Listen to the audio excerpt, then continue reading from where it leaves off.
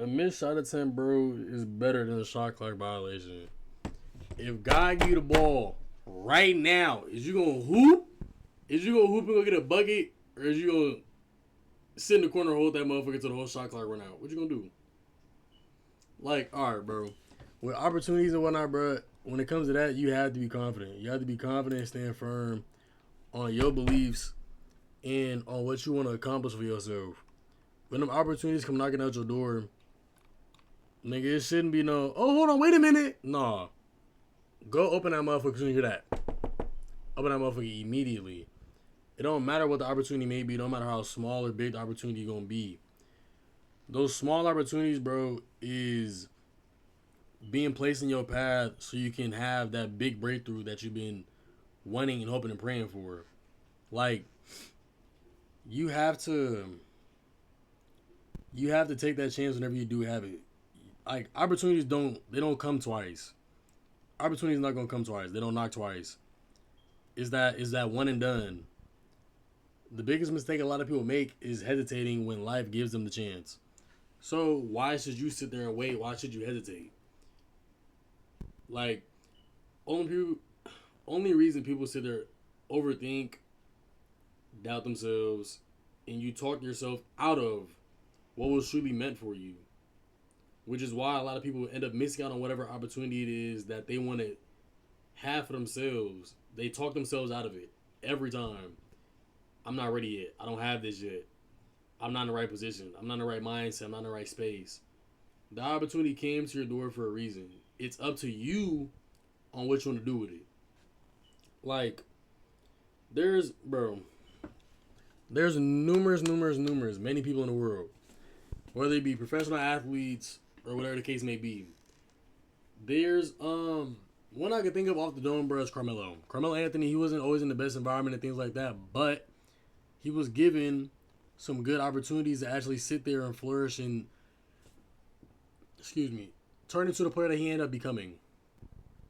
Like, because I read a book on him like a little while ago. He had a very rough upbringing, most definitely.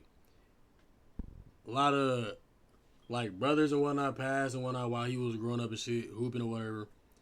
So he wasn't always in the right mind space and things like that. His environment wasn't always the best. Niggas dying on a daily basis. Niggas dying weekly. Just dropping dead, whatever the case may be. But he was still staying disciplined, keeping his head down, still sticking to what he knew and what he felt like was best for him. Because he was confident in what he was doing. He didn't have that confidence at first. That's something he had to work on over time. And once he started really peeping, oh no, I got this, he ran with it. He was sitting there, staying out the way, going to the gym, to the rec, little things like that, hooping with his homeboys and shit. They just staying out of trouble, and they had people guiding them, keeping him out of trouble. The environment and things like that, people that did care for him and love for him was keeping him out of trouble. And him sitting there, staying down, just hooping, staying in school, trying to stay focused, not getting too distracted with outside external things, he ended up becoming one of the greatest basketball players ever hoop. Like, bro. So it's like, you sit there and get the opportunity, you have to take it. He was sitting there scared leaving his mom behind. Didn't want to leave his mom because of the current situation and the circumstances and shit like that. He didn't want to leave her alone. His mom was sitting there working 2-3 jobs, all types of shit, just to sit there and provide for him, her, his sister, and his brother. Like, it was a struggle. She had to sit there and go through all that and try and handle the situation the best she can. But she was still sitting there trying to put him in positions where he can be a kid, enjoy his life, go have fun, still hoop. And all those opportunities come quietly. We don't really notice them at first. You don't peep that, like, oh, this opportunity is really at your doorstep. You don't think anything of it because you're just like, oh, it's whatever. You blow it off. But, like, no opportunity really shows up looking perfect. There's numerous times when he didn't want to leave his mom and whatnot.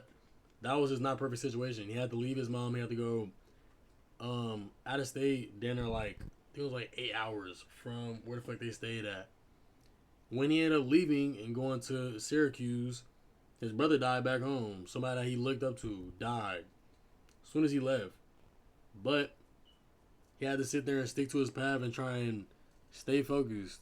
Him leaving from Baltimore is what that was his opportunity. He had opportunities to leave, and he took those opportunities, whether he liked to or not.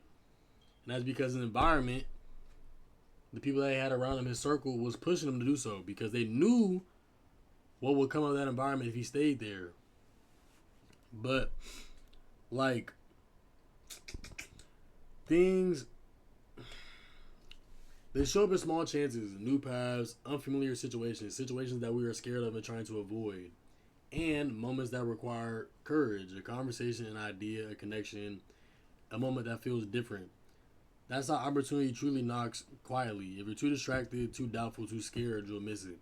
If you're too focused on external things around you, like partying and all this shit, you're gonna miss all those opportunities. You're gonna miss all those conversations that you could have held with somebody that would have elevated your life to a whole new level that you would have never even thought you would have been able to get to before. Like, my homie Elijah just sitting there talking the other day, bro, and I was watching this video. I think it was day 9. It was day 9. He was sitting there talking about, he was like, he had re-downloaded TikTok, whatever he on TikTok, he was scrolling, and he had like 3-4 videos back to back, just sitting there talking about how he's gonna see a financial breakthrough. If you go watch it, you'll peep what he's talking about. He talking some real shit. Had a little prayer at the end. You need to get on that prayer. But he was just sitting there talking about how he was finna have a financial breakthrough and things like that. And it's small things like that, getting those ideas, those thoughts, those connections, and those moments where you feel a shift of energy from one place to another. Those are the small opportunities that a lot of people miss out on a daily basis. And your fears and your doubts will block those blessings. You being scared and nervous and confused on the whole situation is going to sit there and block your blessing. God's knocking at your door, and he's willing to give you everything that you're looking for and everything that you're needing. But it's not in the shape or the form that you are imagining it to be. It's in a way smaller, confined form. Like, you sitting there dreaming to be a millionaire, all this and that, cool. But God knocked at your door, you open the door, and instead of it being $1 million in cash, it's a situation that can end up becoming whatever that is. Like, I wanna be financially stable. Everybody in the world wanna be financially stable. In this economy we have to in California, everything's expensive as hell. I wanna be financially stable. God's give me opportunities where I can put myself in position to be financially stable. The whole stock market damn near just crashed. Everything just dropped low as hell. Like, lows that niggas ain't seen in months. Deuce also finna be talking about that in a minute. So y'all better go peep game on that too. But that's an opportunity that is disguised as a blessing. Wait, hold on. Said that wrong. But it's an opportunity that can end up turning into that blessing that I am hoping and dreaming and wishing for. If I just invest my money into it and just wait, be patient. You have to be patient. Because if I sit there and invest right now, boom, say I got $1,000. Put 1,000 on one of these stocks, boom. I end up seeing 100% return. Y'all might not even know what I'm talking about. But the stock end up going up and matching the price I end up putting it in at or whatever. Like, if I put in that $7 and it go up to 14, nigga, I'm going to be up damn near a band. Like, I'm going to be up some smooth shit. But it's up to me to actually take that action and put myself into that position where I can reflect and see those things. Like, you have to take action. Action is literally the key to everything. Without you taking action, if you're not taking action, you're never going to actually reap and receive what you've been sowing for months, years, days, whatever the case is. And hesitation has a price. Every time you overthink, a door closes. Every time you doubt yourself, a blessing passes by. You sitting there doubting yourself, overthinking the situation, doors are slowly closing every single moment, every single minute. And the worst feeling isn't failure. There's nothing wrong with failure. And failure is inevitable. We have to fail. We have to fail to succeed in life. I'd rather fail than sit there and regret not making that decision, not making that choice, not taking that step. I'll pick failure over regret any day of the week. I'd rather try and fail than never try at all and just regret not making that decision and end up seeing somebody else be in the same position that I could have been in if I would have just actually put myself out there. Somebody that you feel isn't as qualified for whatever position it is that they are in, but the difference is they failed and they adapted to it. You didn't try at all and you regret it. And you have to live with that regret for the rest of your life. But that's the true worst feeling. The worst feeling is regret. Regretting the chances you didn't take, regretting the door you ignored, regretting the courage you never used, regretting not being confident in whatever the situation was, handling that conversation a different way, interacting with this person a different way, starting this conversation, meeting this person earlier on. Like little things like that. Opportunities don't disappear. They just go to someone who was ready to act on it, who was ready to actually move on that decision, move on that conversation, move on that hearing, move on that calling. And that's up to you. You have to make that choice. So when opportunity knocks at your door, even if your hands are shaking, your legs is weak, your knees is buckling, whatever the case is, open that door no matter what. Open that door immediately. Because your life can change in one moment of courage, one decision, one yes. Trusting yourself, trust the timing, trust that you were given this opportunity for a reason. Don't hesitate, don't wait. Move on it. Act on it. Like don't leave no room for any type of doubt, because if you sit there and even have the slightest doubt, 1% of doubt, that door is closing. That door is closing because you weren't ready to act on it. You weren't ready to move on it. Like, you got to be confident in strong-minded whatever it is that does come to your door, and just be ready for it.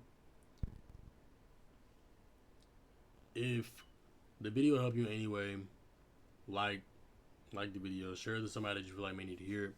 Subscribe if you want to stick around, hear more content like this and things like that. I'm just trying to grow a little community, get more like-minded people, and just help elevate one another. And things like that pretty much. I just want to have a real positive community where we all can grow and reflect and help one another out with our personal experiences and shit. My experience is never going to be the same as yours. Yours is never going to be the same as mine. But we can help each other and steer each other in the right direction. I love you. God loves you more. Stay focused. Stay disciplined. Open up that door. Don't be shy. Don't be scared. Don't run from that door. Open that door as soon as you hear that. As soon as you hear that knock at it.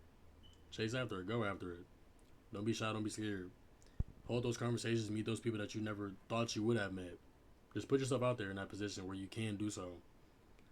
And there was a verse, bro, that I came across. The verse that I feel like applies to it is Ephesians 5, chapter 5, verse 15 to 17. So be careful how you live. Don't live like fools, but like those who are wise. Make the most of every opportunity in these evil days. Don't act thoughtlessly, but understand what the Lord wants you to do. That's something that you got to try and figure out. So write down something that you want to try and be more confident with, be more open-minded to, and things like that. Write it down for yourself. I'm finna write down the things that I got to change within my spiritual diet and my mental diet and things like that. And how I can flip it around. That's my homework. Figure out your homework for the week, for the rest of the week. And have your homework done, have your answers and everything already written out, bro, by what's today? Today's Thursday. Have that shit written out by Saturday. Saturday gonna be the next video, bro. If you're not watching that video and you ain't got your homework done, go do your homework. I don't care. Go get your homework done, bro.